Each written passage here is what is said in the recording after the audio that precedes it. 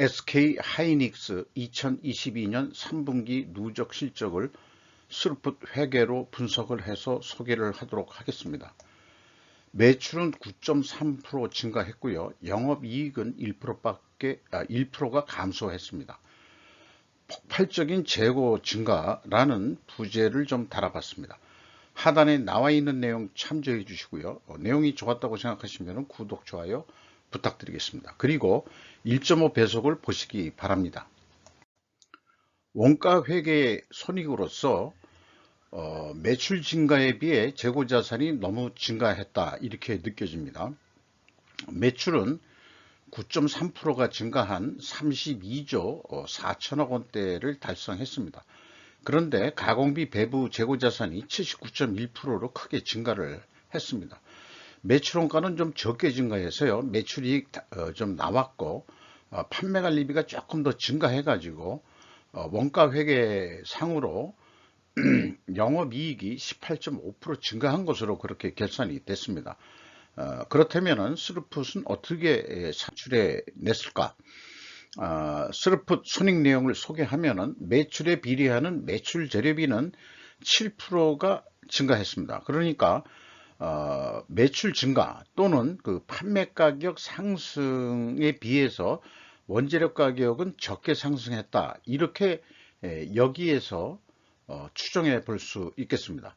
반대적으로 표현한다면 원재료 가격도 만약 상승했다면 제품 판매 가격은 더 인상이 됐을 것이다. 이렇게 또 표현해 볼 수도 있겠죠. 그래서 스루풋은 0.5%가 상승했습니다. 운영비용은 16.3%가 증가했습니다. 그 결과 종합적으로 생산성이 좀 떨어져 가지고 영업이익은 7조 8천억 원대로서 1%대가 감소했습니다. 그리고 원가회계 영업이익보다는 1조 7천억 원이나 적은 수치입니다. 이것은 가공비 배부 재고자산이 크게 증가했기 때문입니다. 재고자산 내역을 보면은 WCAI 가공비 배부 재고자산이 무려 3조 원이나 증가했습니다. 이것 때문에 가공비율만큼 애드된 재고기 때문에 원가회계 영업이익보다 1조 7천억 원대가 적게 산출이 되는 것입니다. 경영평가 지표에 와서 먼저 위의 내용을 말씀드리면 WCAI 회전율과 스루풋율 흐름 역방향이면 재고자산 매출원가 분식회계 개연성 가정을 해오고 있습니다. 분석 경험상.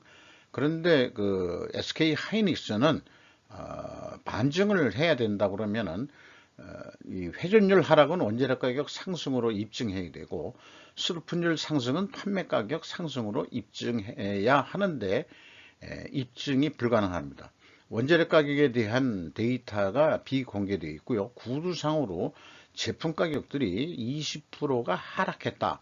이렇게 표현을 하고 있습니다. 그러니까 제가 얘기하는 분식회계 개연성 가정에 대해서 반증은 쉽지가 않습니다. 매출채권, 매입채무, 수금속도, 지급속도 참조해 주시고요. 그리고 이자부채 레버리지율이 1.7% 증가했습니다. 아마 재고가 크게 상승하면서 증가하면서 자금이 좀 딸리지 않았겠느냐 그런 생각도 있고요. 물론 다른 부분도 있겠지만은 그러나 크게 원래 이 돈의 여유가 있어서 그런지 이자 부채율은 그렇게 크게 증가하지 않았습니다. 비용의 성격적 분류 내용에 와서 이 가공 비율의 하락은 원재료 가격의 상승을 의미한다. 그러니까 손익계산서에서도 우리가 추정을 했듯이 원재료 가격은 아마 상승했을 것이다. 이렇게 추정을 했는데요. 모순되지는 않습니다. 우선 CSM 매출원가 재료비는 14.1%가 감소했습니다. 재고자산 증가 때문에 이렇게 나타나는 거죠. 그 다음에 운영비용은 16.3% 증가했고요. 가공비가 11조 원으로 금액상으로는 증가했습니다만은 그 가공 비율로 보면은 55.1%로서 그 좀 하락을 했습니다.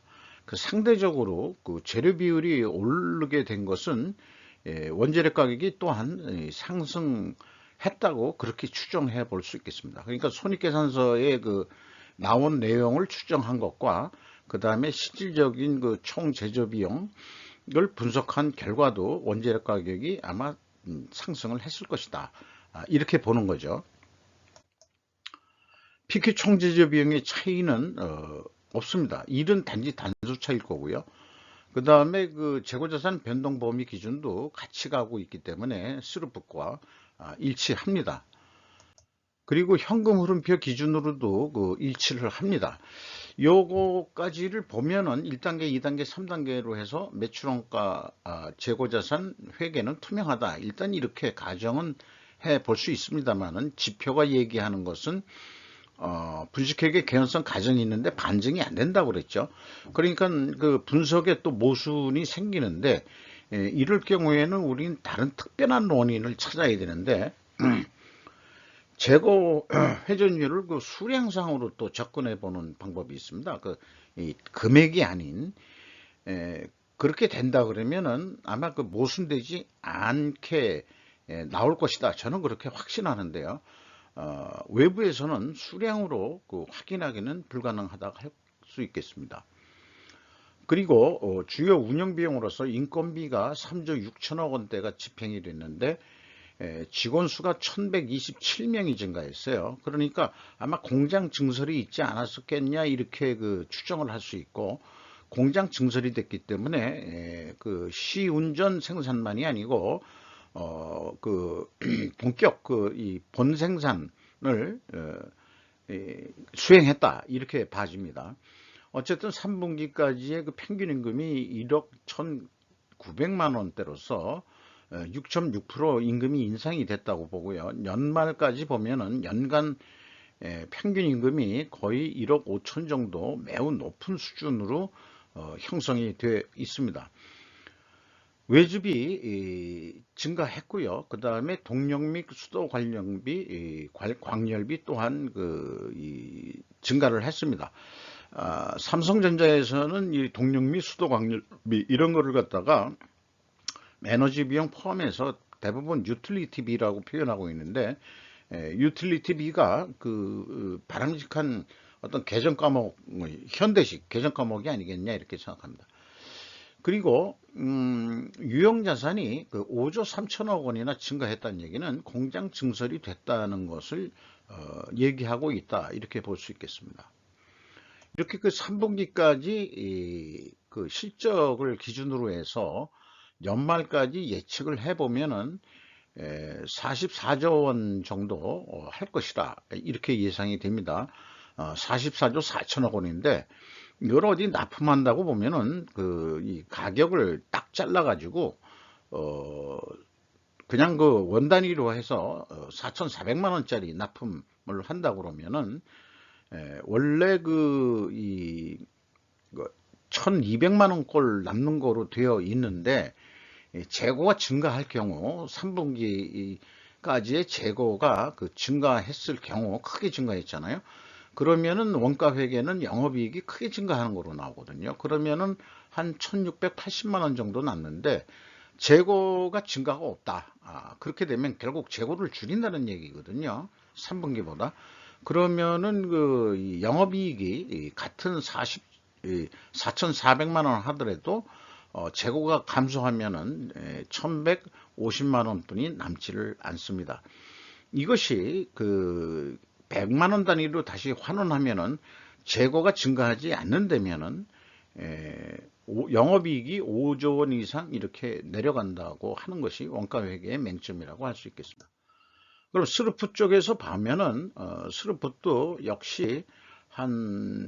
역시가 아니고 40조 원 정도면은 충분하다. 이거를 판매 가격이라고 그러면은 아까 4,400만 원이었는데 원가회계는 재고가 증가해가지고 비용이 더 들어가서 가공비가 다 들어간 그런 것까지 따져가지고 4,400만 원 받아야 된다 이렇게 나오지만 스루폿은 4천만 원이면은 그래도 그 920만 원은 남소, 이렇게 판매를 할 수 있으면 더 판매를 할 수 있는 거 아니겠느냐. 그러면은 조금 더 그 노력을 해서 매출을 더 증가해 보자 그러면은 재고 회전율을 11.1% 증분시키는 데 성공을 한다면, 그렇다면 재고 회전율이 3.3회전하게 되는 거거든요. 이 재고 회전율 연간 3.3회전 한다 그러면은 이게 뭐 한 4개월치 재고를 가져간다는 얘기인데 바람직하지 않습니다. 어쨌든 그러면은 한 그 48조 원 정도 할 수 있는데 거의 뭐 49조 원이죠. 그런데 그 최소 그 미니멈적으로 봤을 때는 재고만 줄인다고 할 경우 결론은 그럼 생산량을 감소해서 재고를 줄인다 이렇게 봐야 되거든요. 그러면은 그 경우에는 한 10조 원 남고, 그 다음에 이제 이 회전율을 높인다는 얘기는 매출을 더 해가지고 한다는 거니까 한 4조 4천억 그 이 갭 범위 내에서 그 연말 영업이익이 그 탄착군이 형성이 될 것이다 이렇게 예상을 해 봅니다. 과연 나중에 어떻게 될지 좀 제 예측이 얼마나 합리적이고 또 그랬는지 좀 저도 확인해 보고 싶네요. 이것을 그 바벨 전략에 의한, 그러니까 맥시멈 그 리스크를 안고 그 생산해 내고 판매를 하는 방법, 그 다음에 재고를 줄여가지고 그 지탱하는 방법, 이 두 가지 사이에서 나중에 결론적으로 뭐 얘기가 나오지 않겠냐 이렇게 생각합니다.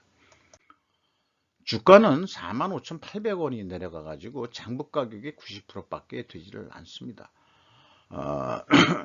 그리고 그 퍼를 저는 그 당기 순이익을 신뢰하지 않기 때문에 티퍼 영업이익만까지만 가지고 시가총액으로 나눠보면은 3.9로 떨어졌거든요. 그러면은 아직 이 주가가 다시 올라갈 만한 소지가 좀 있지 않느냐, 일부는. 근데 그 경영성과는 좀 미래 가치는 좀 떨어진 거거든요. 한 37%. 그런 게 있습니다. SK 스퀘어라는 곳이 새로 그 SK텔레콤에서 인적 분할을 해서 새로 지주회사 성격으로 된 모양인데, SK텔레콤 지분을 100% 인수해가지고 작년까지 SK텔레콤이 최대 주주였는데 SK스퀘어가 최대 주주가 됐습니다. 20.07%를 가지고 있고요. 국민연금 9% 가지고 있는데 외국인 지분율이 50.8%가 넘습니다. 50%가 넘으면은 경영권을 좌지우지, 이게 하나의 그 증권회사 외국계 자본이 아니고 여러 그 외국계 증권 자본일 것 같은데, 그 중에서도 그 몇 군데만 컨소시엄을 해서 SK한테 뭔가 압력을 준다 그러면은 경영권의 영향을 받을 수밖에 없다. 저는 그렇게 생각을 합니다. 예를 들어서 중국 공장을 셧다운하고 미국으로 옮겨라. 그래야 이 미국에서 수요가 있고 그렇게 된다면은 우리는 그 마진을 원하는 거니까 이익 배당 글로 좀 옮겨라 이렇게 그 얘기를 또 할 수 있을지도 모르겠어요. 자, 이 장원 SK도 우리나라 기업이라고는 할 수 없습니다. 왜 미국 말을 들어야 하나? ASML 중에 반도체 장비 팔겠다라는 제목으로 한국경제 박진영 기자의 보도 내용인데요.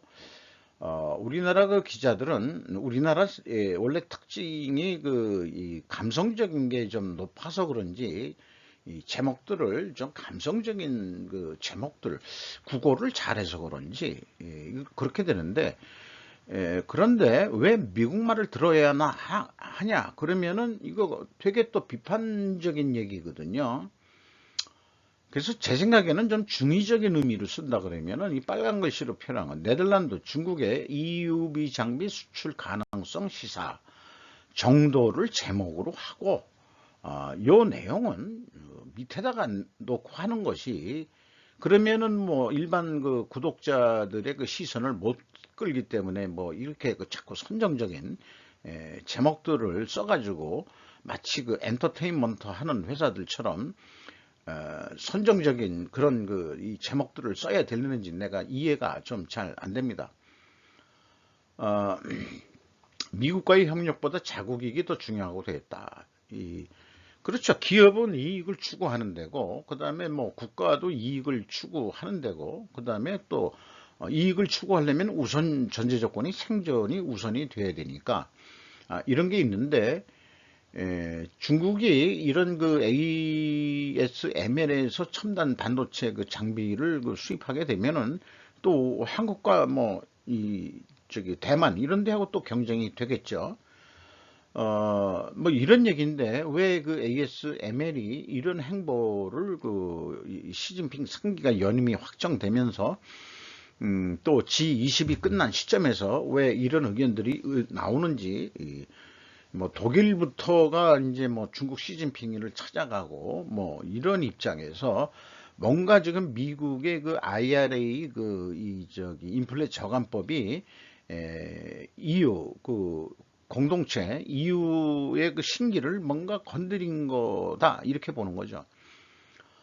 그래서 이 시진핑은 항상 우리나라 윤석열 대통령하고 한 말을 그대로 했습니다. 우리는 경제와 무역의 문제의 정처에 반대해야 하며 글로벌 산업과 공급망의 안정성을 유지해야 된다. 그래 현재 세계의 공장이 되어 있는 중국이 생존할 수 있으니까 이런 얘기를 시진핑 입장에서는 당연히 해야 되는 거고, 옛날 세계화지만은 요즘은 이제 탈세계화, 중국하고 디커플링을 해가지고 공급망을 재구성한다는 게 미국의 방향이니까 지금 이 갈등 대립이 생기고 있는 거죠.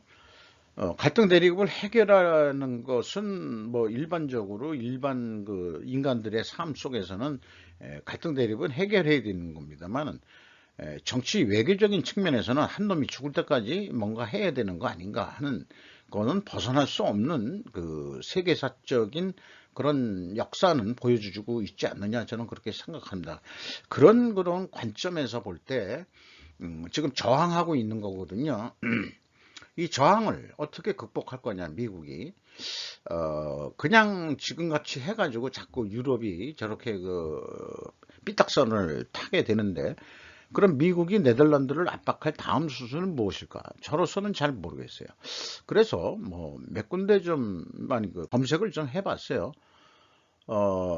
네덜란드, 중국에 대한 칩 기기 판매 확대 금지 미국의 요구에 저항하다. 거의 비슷한 내용이 블룸버그에서 또 뉴스가 되는데, 경제적 이익을 하고 국가 안전뿐이 아니고 경제 이익까지. 그러니까 국가 안보와 그 다음에 경제적 이익을 동시에 이루겠다. 이렇게 돼 가지고 미국에 협상하고 뭐 이렇게 된다 그러면 우리는 더 가난해질 것입니다라고 슈라이너 마허라는 네덜란드 뭐 장관인 모양이에요. 외무장관이 그렇게 얘기했답니다. 이런 뉴스를 내는데 블룸버그는 디데리크 바질이라는 기자가 뉴스를 낸 거로 되어 있지만, 실질적으로 이 기사가 나갈 때는 하나, 둘, 셋, 네 명의 어떤 도움을 받아서 거의 공동으로 작성한 것 같이 이렇게 신중하게 내보내고 있습니다. 딜리버리 오퍼레이션이라고 ASML에는 게시판에 써져 있는 글귀입니다. 그러니까 납기 관리, 납기 운영, 그래가지고 현황파를 보면서 지금 무슨 미국에 갈 장비, 그 다음에 한국에 갈 장비, 대만에 갈 장비, 어디에 갈 장비 해서 공정 진척도까지 쫙 그래프를 그려가면서 이 직원들이 이렇게 복도에서 보고 있는 장면이 사진에 있는데, 그것은 이제 여기에다가 인용을 안 했습니다. 그래서 제 생각엔 그렇습니다. 바이든 정부가, 네덜란드 정부가 거절할 수 없는 제안을 할 수 있어야 된다. 그게 무엇일까? 이렇게 생각해 보는데, 나토라고 한다면은 나토 방위조약에 의해 가지고 현재 미국의 핵폭탄이 실제 나토 5개국에 배치가 돼 있거든요. 240발이. 근데 네덜란드에 20발이 돼 있다는 얘기입니다. 이탈리아에는 무려 90발이나 있고, 독일에는 20발이 있고, 벨기에는 20발이 있고, 터키에도 90발이 들어가 있대요. 뭔가 그 안보적인 차원에서 네덜란드에 분명히 미국이 압박을 줄 것 같다. 이런 생각이 들어갑니다.